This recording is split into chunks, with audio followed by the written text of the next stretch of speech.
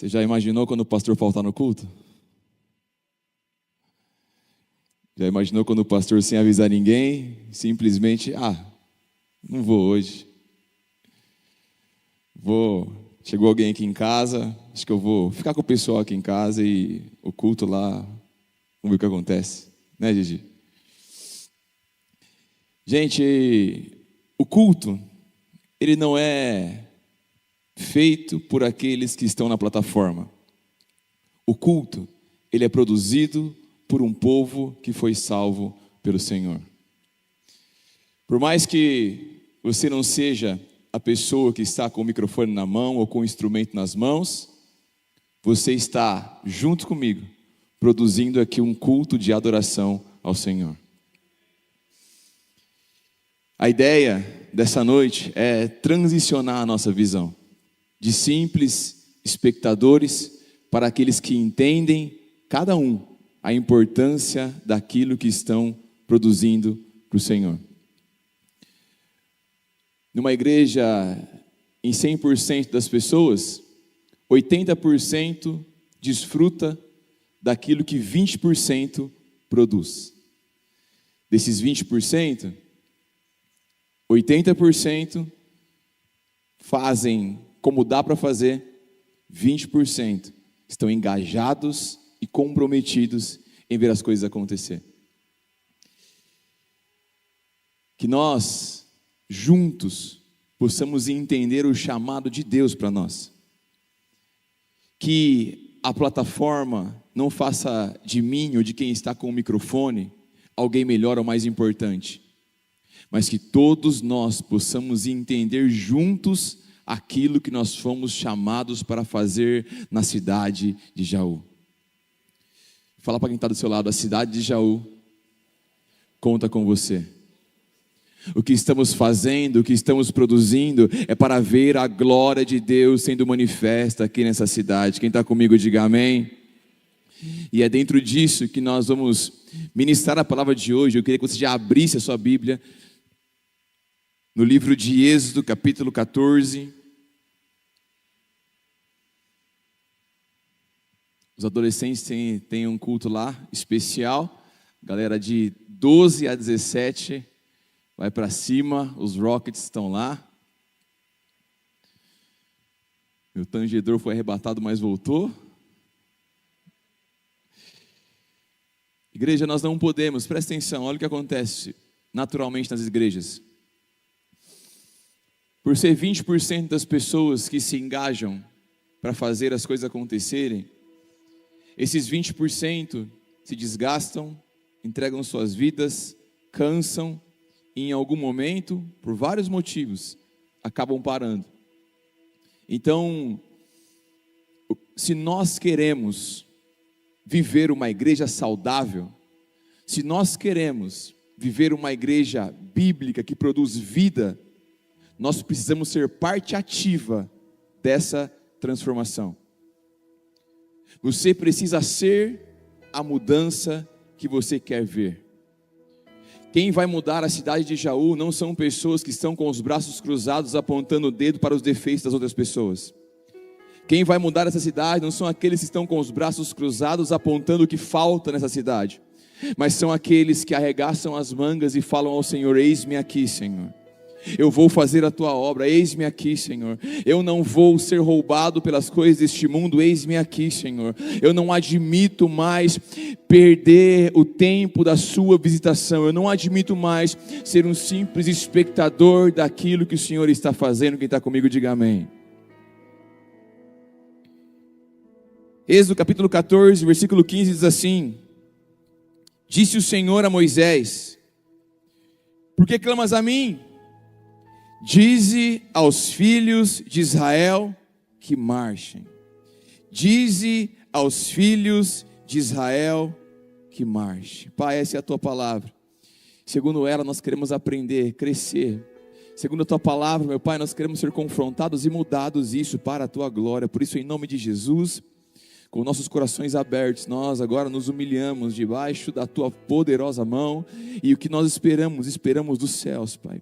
Esperamos a Tua presença, meu Pai, porque o que nós podemos é fazer, ensinar, mas é o Teu Espírito Santo que constrange, é o Teu Espírito Santo que sopra, que soprou sobre aquele vale de ossos secos e levantou para o Senhor um exército. É o Teu Espírito Santo que visita os Teus filhos e os leva a uma nova temporada. É o Teu Espírito Santo que enche a igreja de poder, autoridade e unção para este avanço, e é clamando ao Espírito Santo que nós nos humilhamos, meu Pai, e declaramos a nossa dependência total e restrita do Senhor, meu Pai. Meu Pai, o palco ele não é nada, Senhor, o microfone ele não é nada, mas o Senhor é tudo em todos, meu Deus, e assim nós, dependendo exclusivamente do Senhor, meu Pai, nos posicionamos agora como aqueles que querem crescer, avançar e viver os Seus planos e os Seus propósitos, em nome de Jesus, amém e amém. Se você quer isso, aplauda ao Senhor.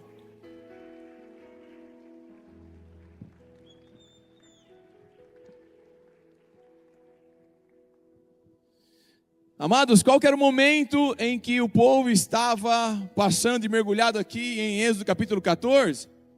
Era um momento de medo, era um momento de tensão, talvez tomados pelo medo da morte, por aquilo que viram. O povo paralisou, eles estavam ali paralisados. E Deus, neste exato momento, dá um basta no tempo de paralisia sobre o povo. E é exatamente isso que eu creio que o Senhor vai fazer com cada um de nós aqui dessa noite, porque a hora da paralisia acabou. Nessa noite o Senhor vai dar um basta na paralisia na sua vida. Eu não sei se você entende ou recebe isso. Isso não é somente eclesiasticamente, mas qual área da sua vida ainda está paralisada, seja a área financeira, a área profissional, seja no seu casamento, na sua vida emocional. É a hora e é tempo de dar um basta na paralisia. Aqui, o contexto nos mostra que eles estavam saindo de um período de escravidão.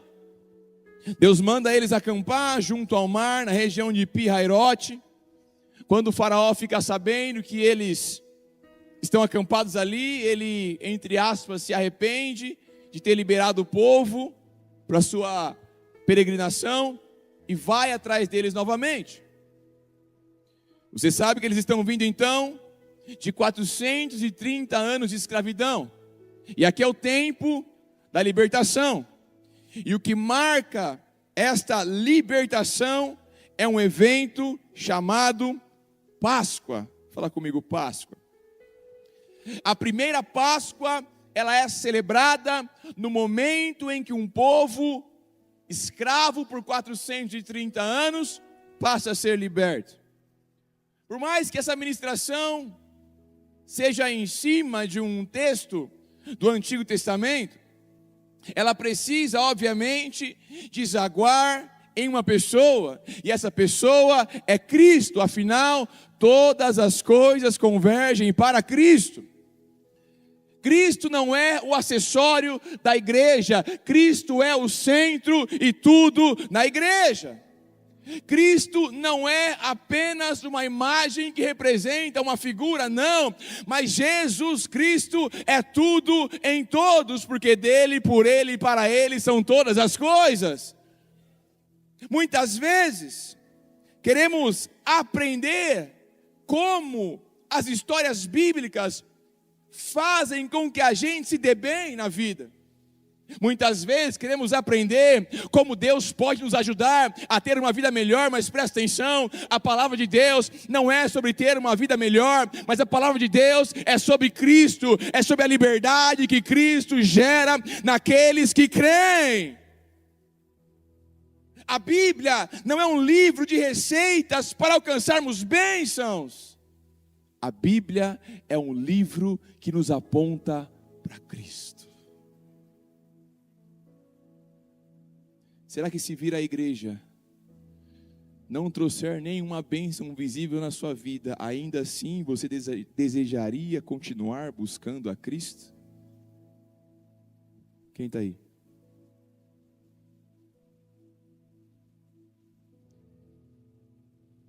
Desde Gênesis, o centro é Cristo.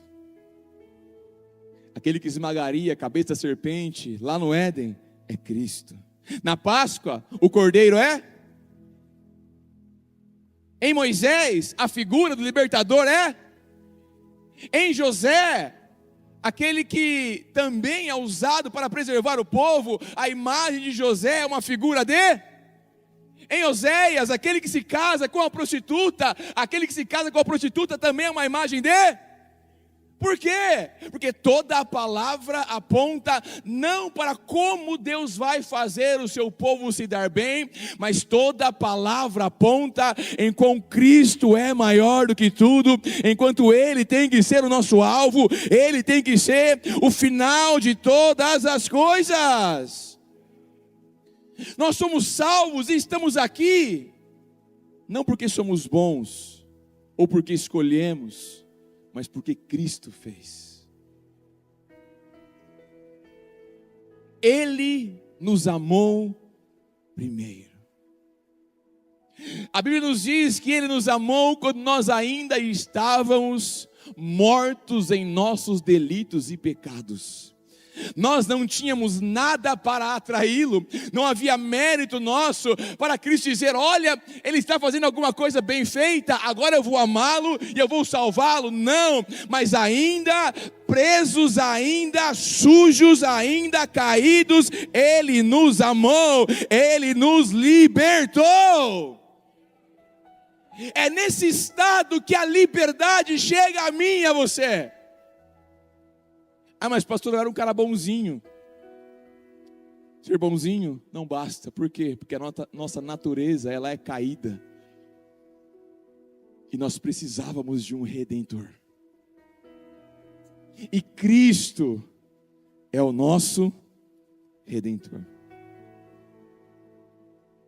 Com o seu sangue, Ele comprou a mim, Ele comprou a você lá na cruz do Calvário. E a Bíblia diz que a moeda que era contra nós, ou seja, o pecado, a condenação, o merecimento de inferno e morte eterna, essa dívida foi paga, foi cancelada por Cristo Jesus na cruz do Calvário. Não há nada que nós façamos, não há nada que venha de nós que produza a salvação, mas tudo que recebemos, recebemos pela graça de Deus, é um favor imerecido.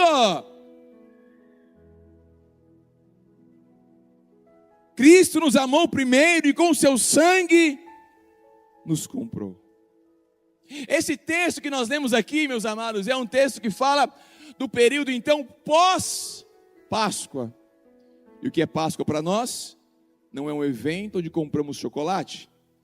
Páscoa para nós é um evento onde nós celebramos a nossa libertação em Cristo Jesus. Se o Filho vos libertar, verdadeiramente sereis livres. Assim como o sangue de um cordeiro que estava no umbral daquelas portas livrou aqueles que estavam naquelas casas do anjo da morte, assim todos aqueles que hoje estão lavados e remidos pelo sangue do cordeiro, a morte não te toca. Você, pela graça de Deus, tem acesso à vida eterna. Isso é liberdade, isso é ser liberto. E quantos aqui foram alcançados pelo Cordeiro Pascual? Quantos aqui foram salvos, lavados e remidos pelo sangue do Cordeiro? Pelo amor de Deus, dão glória a Deus por isso. Isso que falamos aqui é pós-libertação, a vida pós-salvação. O propósito de Deus não é nos salvar, mas nos salvar é o primeiro passo de uma jornada. Ninguém aqui, obviamente, quando levantou a mão para aceitar Jesus, foi arrebatado para estar nos céus. E por que isso não aconteceu? Não seria muito mais fácil? Poxa, aceitei Jesus, corpo transformado, vida eterna. Isso não acontece, porque Deus não nos salvou apenas para estarmos com Ele. Ele nos salva para cumprirmos o seu propósito. Então, a vida em Deus após a salvação, depois do momento em que você reconhece Cristo como seu único e suficiente Salvador, depois que os seus olhos se abrem para a salvação e para a vida eterna, é aí que a sua jornada começa, é aí que a caminhada dá início, é aí que agora, com os olhos abertos, você vai ser usado para a glória de Deus. É aí que você vai crescer de fé em fé, é aí que você tem que amadurecer dia após dia, conheçamos e prossigamos em conhecer ao Senhor. Você não pode ter 30 anos de convertido e ainda pensar como um bebê na fé, ainda não conhecer a palavra, ainda não saber quem é Pedro e quem é Paulo. Porque após a salvação existe uma jornada de crescimento, e nessa jornada de crescimento você entende que é instrumento de quê, pastor? Instrumento de reconciliação, pelo qual Deus clama através de nós: reconcilie-se com Deus. Nós somos embaixadores do reino de Deus, cartas vivas do Senhor, segundo as Escrituras. Olha para mim. Você não é salvo para viver uma vida boa. Você é salvo para viver para a glória de Deus.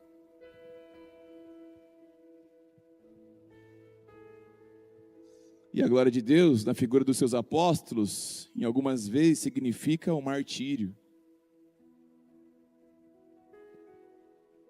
Quem está aí? Mas parece que invertemos as coisas, né? Agora eu sou salvo, agora eu tenho Jesus, então eu vou fazer o que eu tiver que fazer para que a minha vida seja melhor e mais confortável. Se rompe um pouco com o meu conforto, eu não posso participar. Se me ofende um pouco, não, eu não preciso disso. Quem está aí? Ou ainda, diminuímos o cristianismo, aquilo que nós deixamos para trás. Como assim, pastor? Quando nos perguntam, você é um cristão? A resposta muitas vezes é: eu sou.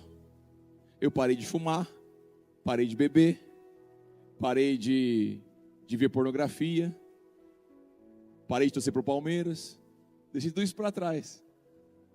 Não vou falar isso não, eles já estão tristinhos demais, né? Vamos mudar, eu deixei de ser São Paulino, vai. Presta atenção aqui. Cristianismo não é sobre aquilo que você deixou de fazer, mas é sobre o que você faz com aquilo que você recebeu. Cristianismo não é sobre eu parei de, mas cristianismo é agora que eu recebi a dádiva de Deus, eu estou me movendo assim. E a pergunta é: o que você está fazendo com a dádiva, com o presente, com os dons de Deus em sua vida? O que você está fazendo com o fôlego que Ele nos presenteia dia após dia? A mulher samaritana, quando se encontra com Jesus, João capítulo 4, Jesus se encontra com ela reconhece que Ele é o Messias, e o que ela faz? Ela vai para a cidade dela, e ela volta com uma multidão, porque ela não pôde ficar calada, mas ela teve que anunciar a todos que o Messias estava ali. Ela não se calou, por quê? Porque a mensagem tomou conta dela, a mensagem tomou ela, e o que ela fez com o que ela recebeu? Ela multiplicou. Ela não tinha um curso de teologia, ela não falava em 4 ou 5 idiomas, ela não tinha passado por um curso ministerial, ela não tinha nem sido batizada nas águas, mas ela não podia segurar a mensagem que havia transformado a vida dela. E hoje nós estamos fazendo o quê? Encontrando 1001 desculpas para não fazer aquilo que nós sabemos que temos que fazer. Mas não é o momento, mas agora não é o tempo certo. Mas a mulher samaritana nos ensina que muitas vezes o que falta em nós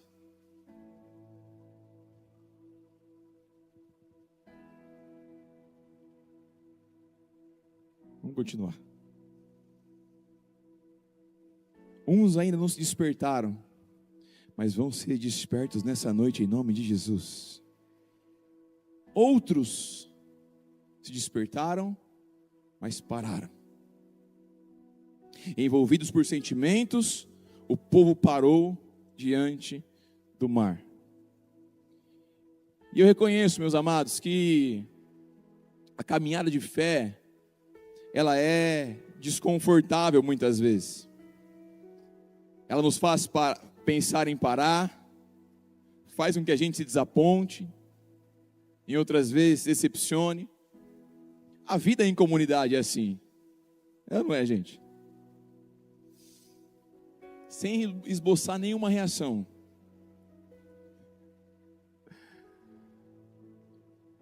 Vê se a pessoa que está do seu lado se parece ou não com uma lixa. Com uma lixa. Sabe que a lixa que vai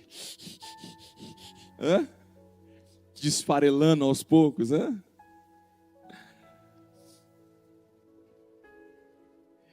Se a gente tem atrito, até mesmo com a esposa ou com o marido que você escolheu casar, imagine com quem você não escolheu estar do lado.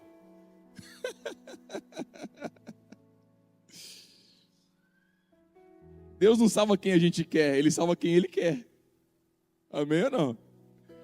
E aprove ao Senhor trazer essa maravilha que está do seu lado, ou na sua frente, ou atrás de você, para caminhar junto com você. E presta atenção, meu amigo, um dia ou outro, essa pessoa que está aí, ou você mesmo, vai falhar, vai errar, vai acordar meio atravessado, vai dar uma resposta que não vai ser legal. É ou não é, gente? Isso fala de convivência. Vai falar o que não deve. Mas amor, Gu, não é expresso quando você acerta comigo. Quando você faz tudo que eu gosto, fica fácil amar. Eu amo o Gustavo quando ele falha comigo. Você ama quem está do seu lado, você ama o seu irmão quando ele falha com você. Aí sim você expressa por ele um amor bíblico.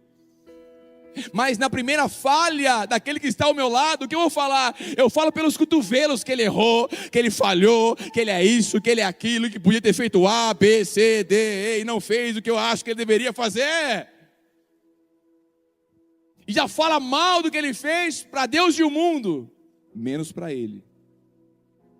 Mas isso não acontece mais aqui para a glória de Deus. Quem está comigo, diga amém. Porque nós aprendemos a viver num reino de amigos, amém ou não? Aprendemos que no reino de amigos não há fofoca. Quem está comigo, diga amém. Presta atenção, está na igreja, e mais dia, menos dia, você vai ser ofendido. E se cada vez que você for ofendido, você mudar de igreja, daqui a 3 anos não tem mais igreja para você frequentar na face da terra. É por isso que o seu compromisso com a igreja não deve ser com seus sentimentos, mas com a palavra de Deus. A igreja que você está, ela é bíblica, ela vive o evangelho do reino de Deus, ela crê em Jesus, ela expõe a palavra. É isso que você tem que ver e analisar. Quem está comigo, diga amém. Nos cansamos ou nos acomodamos. Nossa, que igreja bonita. Se eu não fizer, outro vai fazer, então eu vou ficar de boa na minha.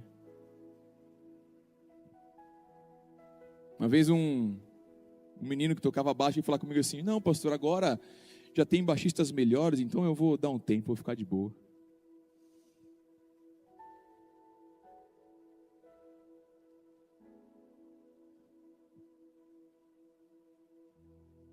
Já temos inúmeras responsabilidades no nosso dia a dia, sim ou não? Trabalho, em casa, afazeres. Eu ainda agora vou gastar o meu tempo para fazer essa tal obra de Deus. Pergunta: o que te fez parar? O que te fez ser paralisado? Ou o que está te fazendo pensar em parar? Vamos olhar para a atitude do povo e a de Moisés? Porque esse texto que nós lemos, você vê os versículos anteriores, você vê que chegando o faraó, o povo olha para faraó e os egípcios chegando, e é aí o momento em que eles paralisam. nesse momento, além de estarem com medo, eles também começam a reclamar. Moisés, não tinha túmulo bastante lá no Egito? Teve que trazer a gente para morrer aqui no deserto? Por que você nos trouxe para morrer aqui? O que eles viram, fizeram eles pararem e também reclamarem. Pergunta: o que você viu que te fez parar?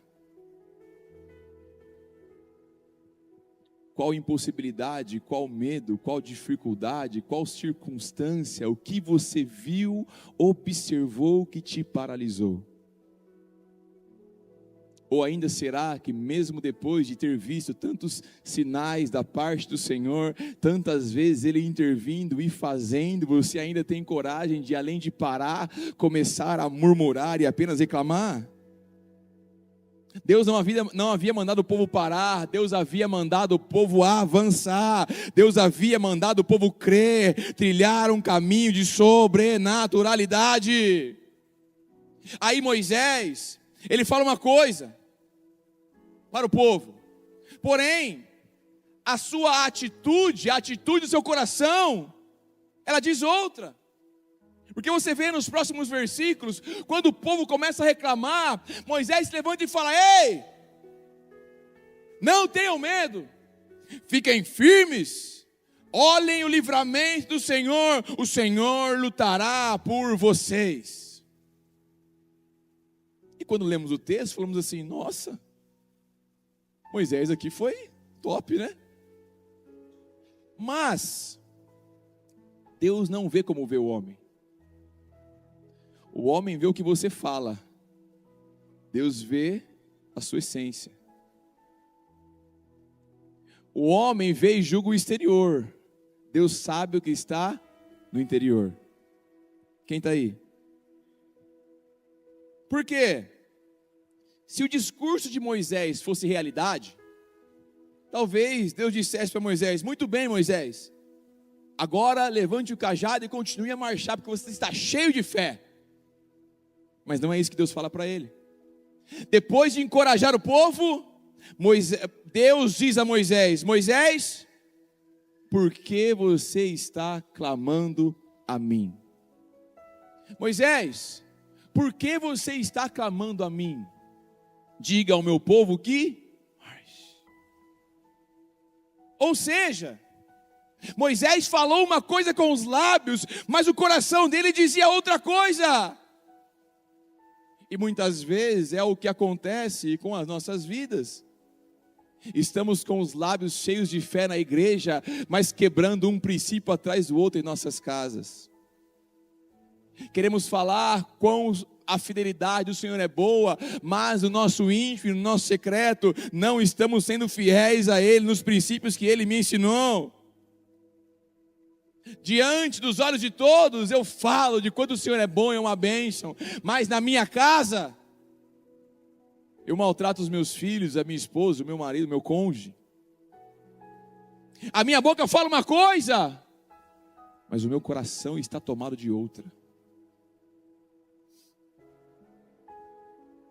Eu falo: não, Deus vai me curar. Não dá 60 segundos, ela está abrindo a bolsa para pegar um Dorflex. Quem está aí?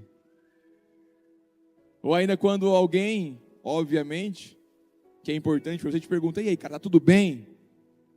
Não, está tudo bem. Mas quando chega em casa, tudo vai de mal a pior. Quem está aí? Nossas palavras não podem estar divorciadas da nossa fé. Por quê? Porque a fé não é aquilo que eu falo, mas a fé é aquilo que eu faço. A fé não é um conceito abstrato, mas a fé, ela é ação. A fé não é pisar em um terreno desconhecido, mas a fé, ela é saber exatamente aonde eu estou pisando, ainda que eu não esteja vendo. Isso é a fé. Fé é não ver, mas não é porque eu não estou vendo que eu não caminho, porque eu estou andando, porque eu creio. A fé, meus amados, ela é um movimento. A fé não é um conceito, a fé não é um discurso, a fé não é um sentimento. É por isso que nós não podemos agir por fé por ninguém. As pessoas vêm se aconselhar e eu falo assim, cara, eu acredito que o caminho é esse. Mas quem precisa ter fé para trilhar esse caminho é você, não sou eu. Porque o passo de fé que a sua vida precisa só pode vir de você mesmo. Quem está aí? Fala comigo, fé não é um conceito. Fé é uma ação. Hoje queremos tocar para crer. Mas o que Jesus disse aos seus discípulos quando Tomé o aborda é: bem-aventurados aqueles que não viram, mas creram. Hebreus capítulo 11 fala dos heróis da fé. E pela fé o que eles fizeram? Pela fé eles se moveram. Pela fé Abel ofereceu sacrifícios ao Senhor. Quando foi que pela fé você ofereceu algo diferente ao Senhor? Pela fé Enoque agradou ao Senhor. Pela fé Noé fez uma arca. Não havia chuva, não havia previsão de tempo, mas o que Noé tinha foi suficiente. E Noé tinha uma palavra, e com uma palavra de Deus ele se moveu em fé. Ele moveu toda a sua casa. Ei, vem cá, meu filho, eu tenho uma palavra de Deus e vocês vão comigo nessa palavra de Deus. Vamos construir, mas pai, eu não estou vendo, mas Deus falou comigo, eu creio no que Ele falou e nós vamos nos mover por fé. Pela fé Ele construiu. Ou seja, ter fé é fazer. Pela fé Abraão saiu da sua terra e da sua parentela. Mas Deus, qual terra que é? É a terra que eu ainda vou te mostrar. E o que Ele fez? Família, vamos embora. Homens de fé conduzem as suas famílias para as promessas de Deus. Homens de fé têm pessoas que confiam naquilo que eles falam. Por quê? Porque a sua esposa sabe que você escuta a Deus. Agora, para comprar uma ervilha é uma briga em casa, porque a esposa não confia. Eu acho que ele não vai saber comprar, vai comprar vencida, vou eu fazer. Você dá risada, né? Mas o assunto é sério.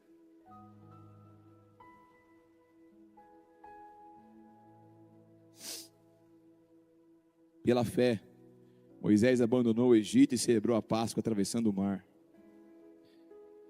Pela fé, fala comigo, pela fé. Ninguém esperava ver para se mover, mas eles se moviam confiando em Deus mesmo antes de ver. E quando eles se moviam, eles iam provando da sobrenaturalidade de Deus.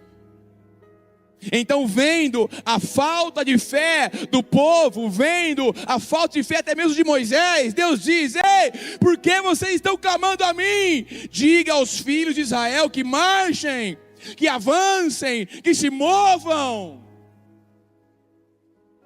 Presta atenção. Tem momentos que orar é desculpa para não obedecer. Quem está aí? Deus já mandou. Aí o espiritual falou o quê? Mas eu vou orar. Vou orar a Deus confirmar se é isso mesmo. Você não está fazendo 1000 coisas que a Bíblia manda você fazer. Aí você está falando que, não, tem que orar para ver se é o que Deus tem. Mártires e quase 5.000 anos de história não são suficientes para você receber uma ordem de Deus e começar a fazer o que Ele te mandou fazer? Muitas vezes a oração é desculpa para a falta de obediência. Quem está aí? Por quê? Por que clamas a mim? Presta atenção, eles não foram para Baal, foram para Deus. Mas eu estou falando assim, gente, não é para vir para mim, é para ir, eu já mandei ir. Tipo, a gente está esperando Deus fazer alguma coisa. E na verdade é Deus quem está esperando a gente se mover para Ele poder fazer alguma coisa.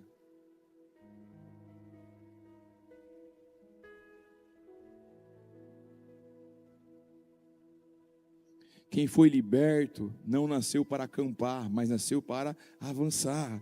Deus já falou, não está faltando direção, está faltando decisão, está faltando você tomar coragem, se encher de fé e fazer o que Deus já te mandou fazer. Deus já havia mostrado a sua vontade. De maneira amorosa, para a gente quebrar aqui o clima. Olha para quem está do seu lado e fala assim: meu amigo, Deus já falou. Agora no amor, eu falo assim, ó, não se faça de desentendidinho.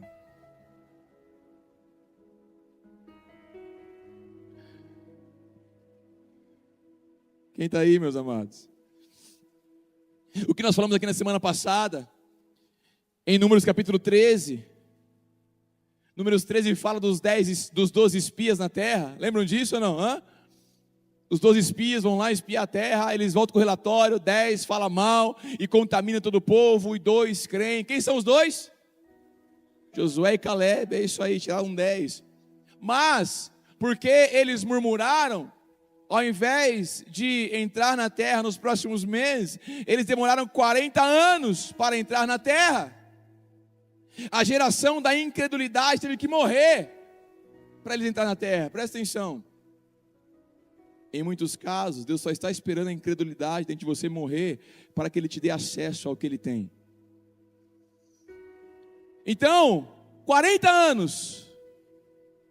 1 ano para cada dia de espionagem. Por quê? Porque não foi Deus que mandou eles espionar. Deus mandou eles entrarem na terra.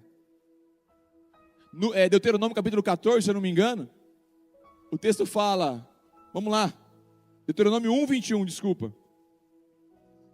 Já falamos semana passada, reforçando aqui. A palavra de Deus para o povo nos dias de Moisés era: entrem na terra, tomem posse dela conforme o Senhor Deus dos antepassados disse a vocês. Não tenham medo e nem desanimem. Qual era a palavra de Deus? Entra na terra, toma posse. Aí Moisés fala assim: mas aí vieram alguns de vocês com uma ótima ideia. Qual a ideia? Vamos enviar alguns espias para ver se o caminho é legal, para ver se a gente sobe, para ver qual vai ser a estratégia. Está lá no capítulo 20, no versículo 22 de Deuteronômio capítulo 1.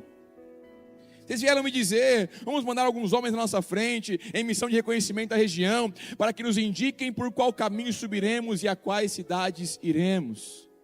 Deus mandou eles irem, mas talvez alguns incrédulos, com medo, falaram assim: não, vamos ver primeiro se é isso mesmo, vamos ver primeiro se a gente vai dar conta. Presta atenção, olha para mim aqui. Os caminhos do Senhor não são para a gente dar conta, porque se a gente der conta, a gente faz com a força do nosso próprio braço. O que Ele nos chamou para fazer vai além da nossa capacidade. Por quê? Porque além da nossa capacidade é que nós cremos e entregamos em suas mãos. Então nós vemos Ele trabalhar, Ele fazer e Ele operar. Eu não estou dizendo que nós não temos que fazer a nossa parte. Temos que fazer a nossa parte. Se preparar, orar, buscar, ler. Mas se Deus nos mostra antes, talvez a gente nem vá. E o que Deus está falando é: gente, eu só mandei vocês irem, eu só mandei vocês avançarem. Presta atenção, Deus não abre caminhos para quem está de braços cruzados, Ele abre as portas para quem já está marchando. Deus mandou você ir, não é uma boa ideia de como enganar a Deus em desobedecê-lo, em como encontrar um discurso bíblico e gospel para não fazer a vontade de Deus.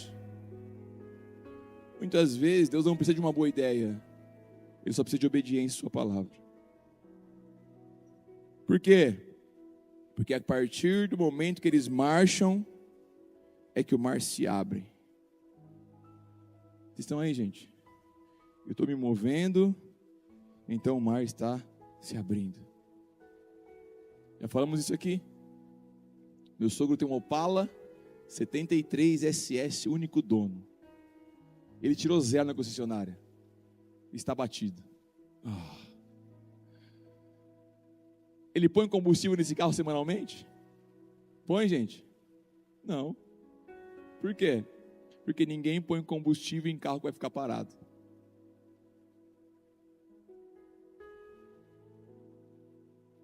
Ninguém põe combustível em carro que vai ficar parado.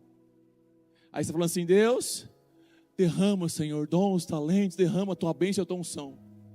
Aí Deus está olhando e falando assim: mas para quê?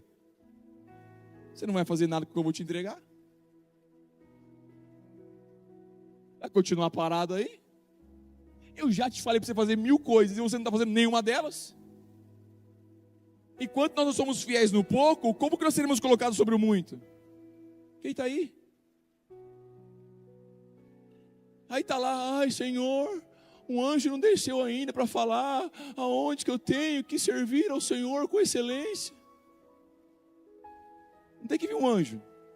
Tem que pegar uma vassoura, um rodinho, lá limpar o banheiro. Tem que estudar, se preparar e dar aula para as crianças. Tem que ficar lá na portaria ajudando as pessoas a chegarem, receber pessoas. Tem que ir servir pessoas carentes nas ruas. Tem que aprender aqui a tirar foto, fazer alguma coisa, tocar um instrumento, sei lá. Servir ao Senhor de alguma maneira. Visitar pessoas que estão precisando. Aí está esperando uma revelação do anjo. Tudo que ele escuta é a revelação do seu próprio coração. Coração esse que é enganoso e que vai te levar à paralisia sempre que ele puder. Quem está aí? Marcos 16:15: ide por todo mundo, pregai o evangelho a toda criatura, quem crer e for batizado será salvo, quem não crer será condenado, e estes sinais seguirão aqueles que creem. Os sinais seguem os que avançam, os sinais seguem aqueles que creem. Presta atenção, sinal não abre portas, mas o sinal segue aquele que caminha pela fé. Não é um milagre que abre as portas, é você que caminha por fé, que crê no Senhor, que ora pelo enfermo, e os sinais vão vindo atrás de você. Em meu nome vão expulsar demônios, vão orar pelos enfermos. Em meu nome eles vão falar em outras línguas. Se tocar alguma coisa mortífera, não lhes fará mal algum. Vão pôr as mãos sobre os enfermos, eles serão curados. Talvez faltam sinais, porque falta movimento.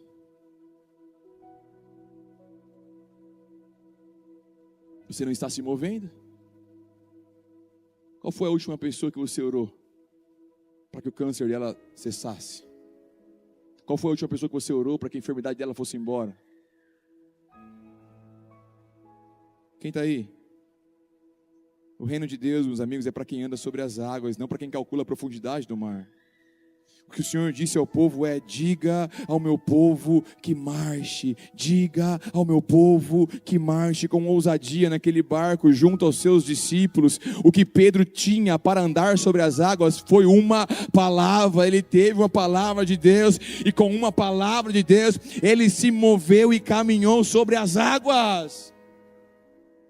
Porque se ele fosse olhar, assim como ele olhou depois, sentiu o vento, se sentiu em perigo, fez o quê? Afundou. Mas antes de sair do barco, se ele fosse pegar uma trena, ai, será que dá chão? Ai, será que dá pé? Será que vai acontecer alguma coisa? Não, o que ele fez? Ele ouviu a palavra e ele foi. E se o clamor de Deus, que foi ouvido por Isaías, ecoasse hoje aqui no nosso meio?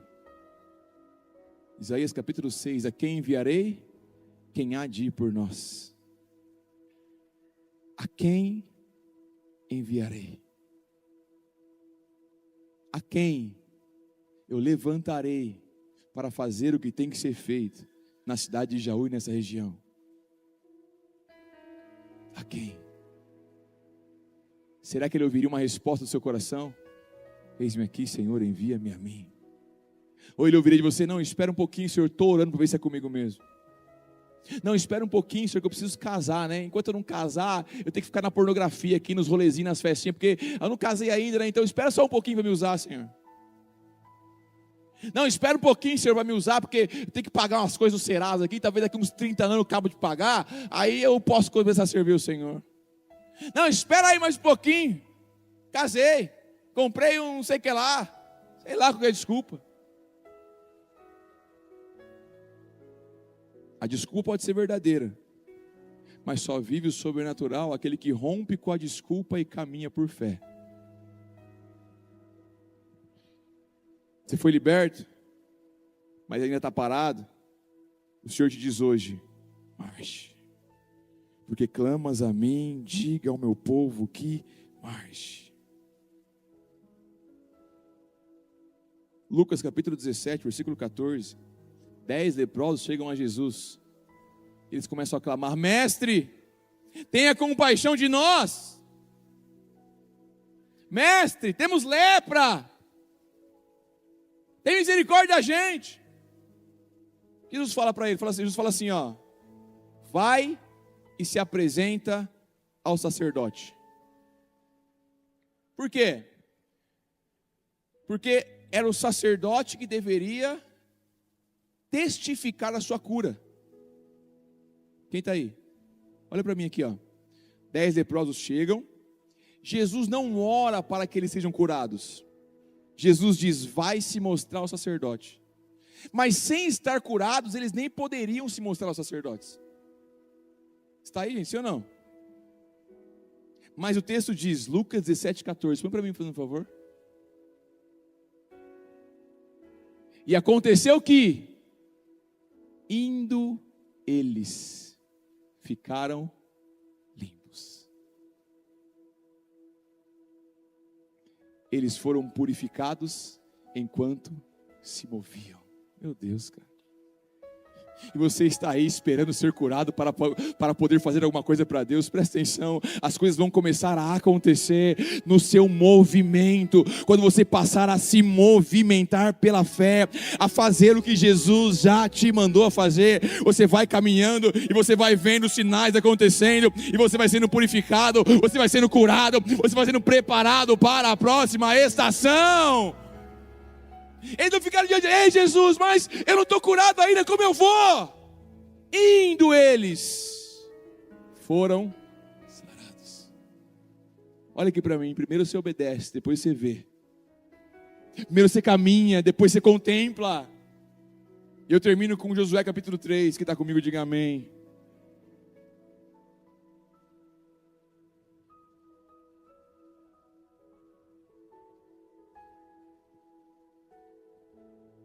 No texto, Josué, obviamente, depois dos 40 anos, a geração da incredulidade morre, se levanta uma nova, e essa nova vai acessar a terra, agora pela liderança de Josué. Josué capítulo 1, Josué: Moisés, meu servo, está morto, assim como estive com ele, serei com você, então vai, seja forte, corajoso, não te amedrontes, não te aparte, livre da minha lei, antes seja forte, corajoso. Aí vem o capítulo 3, entre o povo e a terra, havia o Jordão, para eles atravessarem. E o que eles tinham para atravessar o Jordão? Fala comigo, uma palavra. Deus havia dito: se preparem, se santifiquem, porque amanhã vocês viverão maravilhas. Aqui eu também aprendo que eu não avanço de qualquer jeito, mas eu avanço santificado, separado para Deus. Então entre o povo e a terra havia um rio, e esse rio chamava Jordão, que Jordão significa aquele que desce. Ou seja, entre onde você está e a promessa de Deus, há um período de humilhação. Descer, se humilhar. E o texto não diz que os humilhados serão exaltados. Isso aí é papo de coach que distorce a Bíblia para você ficar feliz. Está humilhado agora, mas os humilhados serão exaltados. Porque o texto diz: os que se humilham serão exaltados. Se humilhar nos pés do Senhor. Voltando para o texto. Povo, Jordão, terra. E o Jordão, neste tempo, ele estava em época de cheia. Mas ainda que ele estivesse transbordando, eles tinham uma palavra. E a palavra é: vocês vão alcançar a terra. Não parem, avancem. O que vocês fazem? Coloca a arca na frente. Ou seja, valorize a presença. Se você não sabe, a arca da aliança era uma representação física da presença de Deus na terra. Josué, põe a arca na frente. A presença vai primeiro, você vai depois, os sinais acompanham os que creem. Quem está comigo, diga amém. A presença vai na frente. A presença vai sempre na frente. Amém ou não? Então, debaixo dessa palavra, o texto diz, coloca para mim na tela, versículo 15 de Josué capítulo 3. O mar, época de cheia, mas eles tinham uma palavra, e a palavra era: não parem, avancem. Quando os que levavam a arca chegaram ao Jordão, transbordavam em ambas as margens o Jordão, porque era a época da colheita. Não, volta para mim, calma. Aí tá bom. E quando os que levavam a arca chegaram até o Jordão, e presta atenção no que aconteceu, e os seus pés se molharam na borda das águas. Presta atenção. Eles vão ter que atravessar o rio. Quem está comigo, diga amém. O rio não estava raso. O rio estava transbordando. Eles não poderiam ir nadando. Era muita gente. Não tinha um Titanic para atravessar eles, porque a Arca de Noé foi muito tempo atrás. Mas eles tinham o quê? Uma palavra. E porque eles tinham uma palavra, eles molharam seus pés nas águas. E quando eles molharam seus pés nas águas, põe o próximo versículo, por favor. Quando eles molham os pés, pararam-se as águas que vinham de cima, levantaram-se no montão muito longe da cidade de Adã, que ficara do lado de Sartã, e as que desciam do mar de Arabá, e aqueles nomes foram de todas cortadas. Então o povo passou de fronte de Jericó.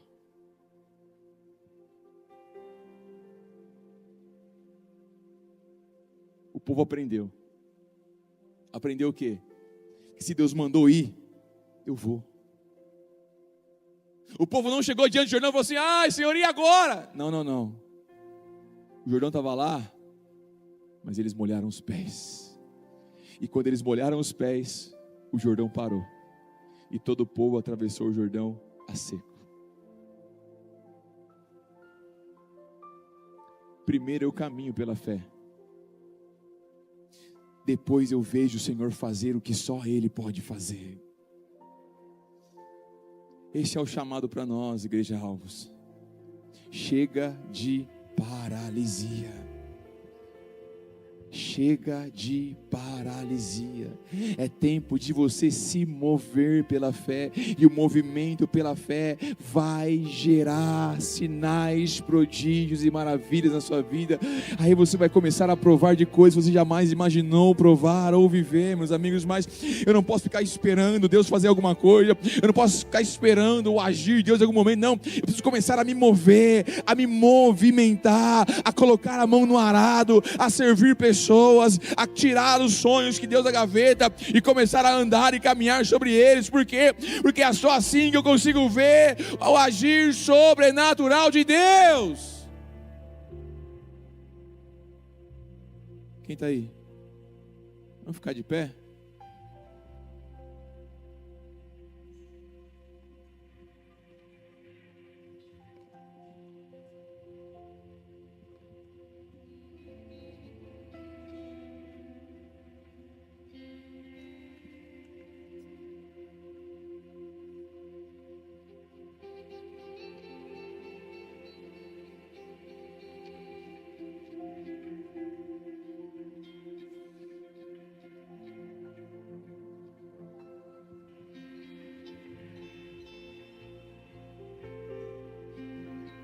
Feche seus olhos.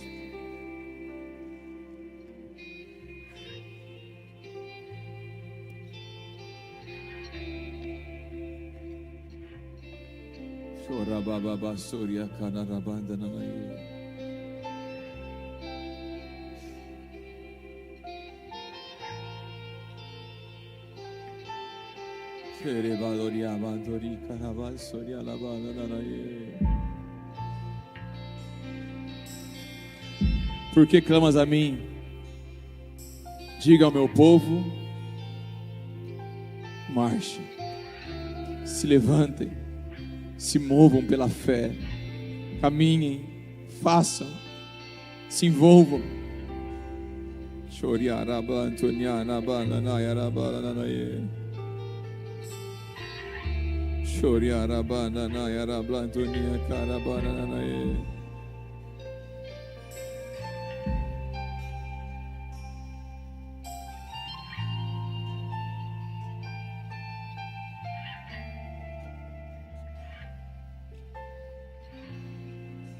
A Bíblia fala que existe um clamor da criatura, clamando e aguardando pela manifestação dos filhos de Deus, clamando para que a gente se posicione, se coloque diante dele, com fé, com ousadia, com clamor, com temor, com reverência, com empenho. Qual vai ser a sua resposta? Qual vai ser a sua resposta? Senhor Jesus, eu oro para que o Senhor fale conosco aqui nessa hora. Eu oro para que a tua graça invada este lugar, meu Pai. E desperte o coração daquele que ainda está adormecido. Que a tua palavra, que é a verdade, possa incendiar o espírito dos meus irmãos, a começar de mim, Pai. Não queremos ficar parados esperando, mas se mover e se mover em fé. Em nome de Jesus, meu Pai, aqueles que foram paralisados por algo, que essa seja a noite que eles começarem a romper, caminhar e andar por fé, para avançarem naquilo que o Senhor os chamou. Em nome de Jesus.